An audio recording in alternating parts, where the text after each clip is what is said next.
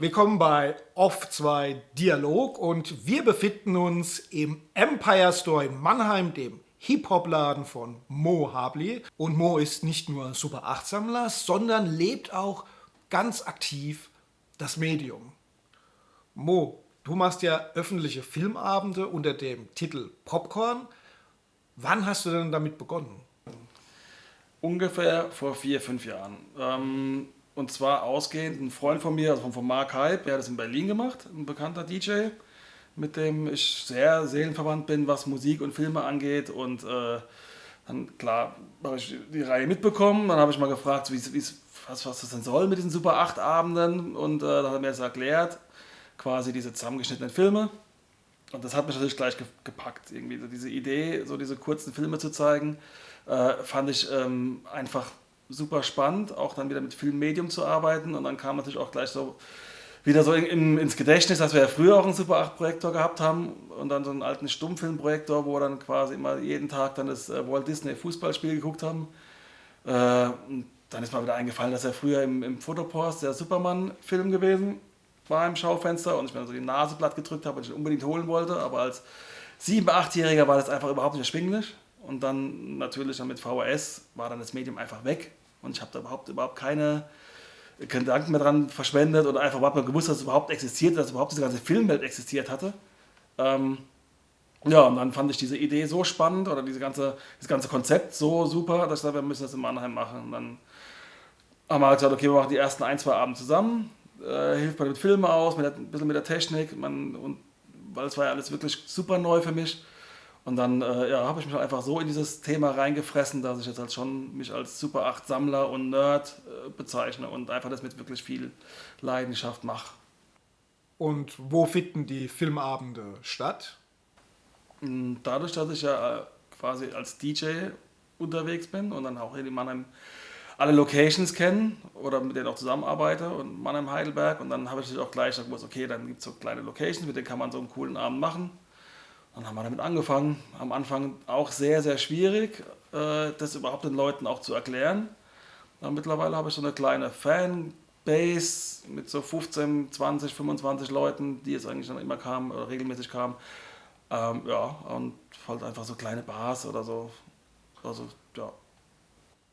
Und wie finden die Leute zu dir? Machst du Werbung? Das ist eine reine Facebook-Veranstaltung. Also einfach wirklich nur auf Facebook und dann da Leute anschreiben und dann posten als Veranstaltung und dann hoffen, dass die wo auch das gleich, also dieses mögen, dass sie da weitermachen, und das funktioniert eigentlich ganz gut. Vor allem, es ist ja eine kleine Veranstaltung, wird ja auch nie eine große werden. Also wenn man da mal 25 bis, sagen wir mal, 35 Leute hat, ist dann ja wirklich auch das Maximum erreicht. Viel mehr kann man ja mit so einem Projektor gar nicht machen. Insofern ist es cool. Also alles, was mehr als 10 Leute ist, macht Spaß. Wen möchtest du denn mit Popcorn ansprechen? Also wer ist denn die Zielgruppe? Es ist eine Mischung irgendwie. Also auf der einen Seite will ich natürlich die Leute haben, die halt nerdig sind, ne? Die ganzen Filme irgendwie auch schon so in- und auswendig kennen.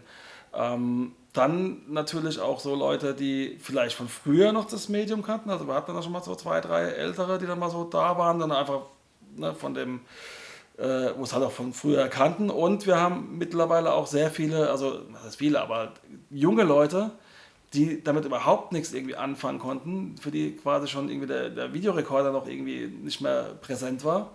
Und irgendwie passt es ja auch in die Zeit, also in diese YouTube-Zeit, diese kurzen Filmezeiten, dass du einfach nicht mehr 2 Stunden an einem Film hockst, sondern halt jetzt 20 oder 40 Minuten, macht es ja eigentlich wieder in einer gewissen Form zeitgemäß. Und wie dürfen wir uns so einen Abend vorstellen? Wie läuft der denn ab? Also prinzipiell, also ich mache halt immer so mein Motto aus, dann dazu halt dann zu dem Motto die Filme, schreibe ein kleines Programmheft dazu und dann gibt es dann quasi vor jedem Film auch eine Anekdote, also quasi erstmal natürlich die Inhaltsangaben so grob zusammengefasst, wer mitspielt von der Regisseur ist, und dann, wenn es auch Sinn macht, auch wirklich so Informationen, die im Hintergrund passiert sind, also zu dem Film, also oder zu dem Genre dann halt beim Godzilla halt das ganze Kaiju mal beleuchtet, bisschen beim Blaxploitation Abend, dann die Blaxploitation, diese ganze, wo es denn herkommt und warum es die Filme überhaupt gab und so. Also einfach schon mal so ein bisschen Information auch immer mitgeben, ist mir dann auch wichtig, und nicht einfach nur die Filme stupide zeigen. Also ich versuche es so auf 2 Stunden so machen. Also so um die 5 Rollen sind es dann mit den Pausen. Und gibt es dann auch Popcorn dazu? Natürlich. Süß und salzig. Frisch gemacht. Du machst ja Werbung auf Facebook, also quasi öffentlich. Das heißt, theoretisch kann es jeder sehen, dass der Abend stattfindet. Ist schon eine öffentliche Veranstaltung in dem Sinne, dass jeder, der quasi diese Facebook-Veranstaltung mitbekommt, ja auch hinkommen kann. Also wir machen ja keine Einladung in dem Sinne, dass wir dann sagen, so, nur bestimmte Leute so können kommen. Aber A, bewerbe ich ja keinen Film, sondern ich bewerbe immer das Genre. Also ich sage dann so, was ich jetzt normalerweise wäre der Halloween-Abend gekommen, dann machen wir natürlich so einen Halloween-Abend und dann wissen die, es kommt halt irgendwas Horror- oder Horror-Trash-mäßiges. Insofern bewerbe ich ja nicht jetzt irgendwie die Filme selber. Also deswegen denke ich mal, dass ich jetzt nicht die Gefahr laufe, dass halt jetzt irgendjemand von der Filmindustrie das irgendwie mitbekommt oder der GEMA oder weiß der Geier, was dann kommen könnte. Und dann denke ich mir, wir zeigen im Endeffekt einen längeren Trailer von dem Film. Und das ist auf so einem kleinen Level, dass ich mir nicht vorstellen kann, dass sich da irgendjemand auf den Schlips getreten fühlt. Da sind ja auch häufig jüngere Leute zu Gast, so in den 20ern. Was würdest du sagen, wie nehmen die das Medium Super 8 wahr? Die sind, was heißt, erstaunt, weil sie einfach das überhaupt nicht kennen. Also überhaupt diese Bildqualität, dieses ganze Konzept. Und ich glaube, wie gesagt, was ich vorhin gemeint habe mit diesem YouTube-Phänomen, dass sie das irgendwie ganz witzig finden, diese alten Schinken in so einer komprimierten Form zu gucken. Also die haben, glaube ich, einfach auch nur Spaß. Ich meine, das Ganze wird ja bei uns mit Shots und so weiter. Ne? Also soll ja eigentlich schon eher so eine lustige, also eine lockere Veranstaltung sein und nicht so eine bierernste, keine Ahnung. Und dementsprechend ist es einfach so, es ist einfach nur Fun. Also ich zeige jetzt auch keine, von der thematischen Filme her sind es ja auch dann eher, jetzt nicht Partyfilme, aber schon eher in dieses, ne, wo halt was passiert. Und insofern habe ich eigentlich eine gute Erfahrung gemacht. Also ich habe noch niemand gehabt, der sich irgendwie jetzt gelangweilt hat oder sowas. Oder vorher dann gegangen ist. Und an der Stelle schauen wir uns jetzt mal einen kurzen Clip an, damit ihr einen Eindruck bekommt, wie so ein Popcorn-Abend abläuft.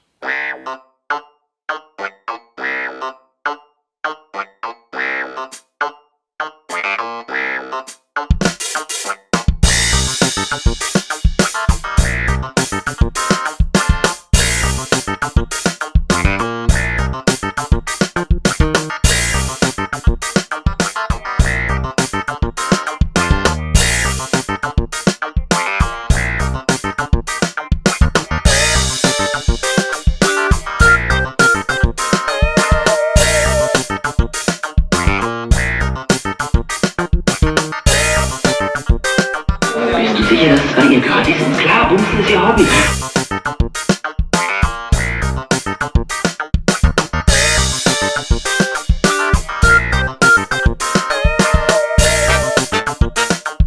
Ich verstehe den Sinn nicht.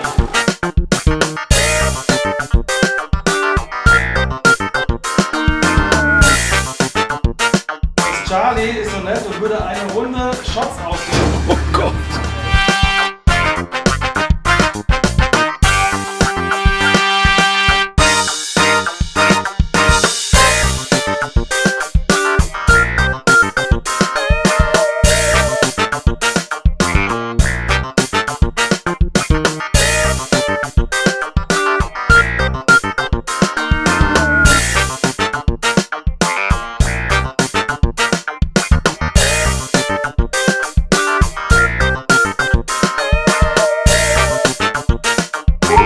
Seit 2 Jahren hat niemand mehr darin gewohnt.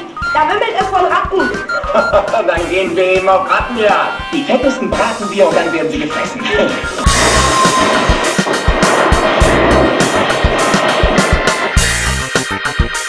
Wann ist die nächste Veranstaltung? Am 25.10. Und worum geht's?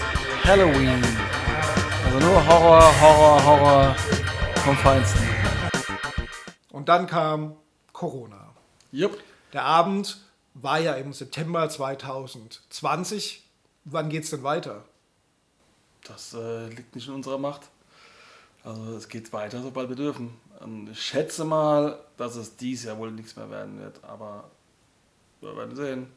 Vielleicht dann an Halloween, wäre natürlich sehr passend. Ja, sag mal so, umso näher. Also ich habe ja dann irgendwann, ich dachte ja, vielleicht haben wir im Januar, Februar oder so dann mit der Reihe weitermachen können, aber das ist ja einfach nicht absehbar. Und ich hatte dann auch den Leuten gesagt, das nächste Mal wird es Halloween sein. Angenommen, ich könnte jetzt im September weitermachen, dann kurz vor Halloween mache ich ja nicht zum Halloween hintereinander. Aber prinzipiell, ja, das ist vorbereitet, das ist alles fertig, aber das liegt einfach nicht in unserer Macht und die Gesundheit geht vor. Du bist ja auch Super 8 Sammler. Hast du einen besonderen Schwerpunkt in deiner Sammlung? Ja gut, Science Fiction ist schon so, Science Fiction und Horror sind schon so die Hauptpunkte, aber im Endeffekt bin ich schon immer Filmfan und guckte auch alle Genres.